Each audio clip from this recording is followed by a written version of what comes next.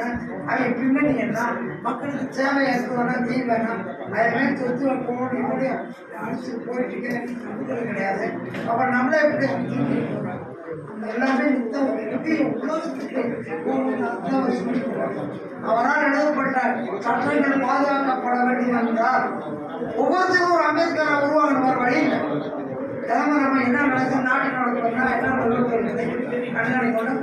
ஒரு அறிமுகம் தம்பி நீண்ட காலமா நண்பரும் கூட இந்த தம்பி தான் வந்து துணைத்தரும் நம்முடைய சங்கத்துடைய ரெஜிஸ்டர் பாடியில தலைமைச் செயலகத்தில் அவர் வந்து பணியாற்றி இருந்தார். எஸ்ஓவாக நல்ல புருஷோத்தம்னா அந்த தலைமைச் செயலகத்துக்கே தெரியும். அவர் தன்னை யாருமே படுத்திக் கொள்ள மாட்டாங்க.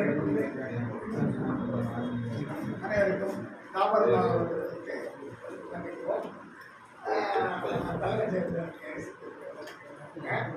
இப்போ இது இந்த குழுவில் பேசக்கூடிய சாரம்சம் மொத்தமாக கன்சல்டேட் பண்ணி இவரே பேசுகிறேன்.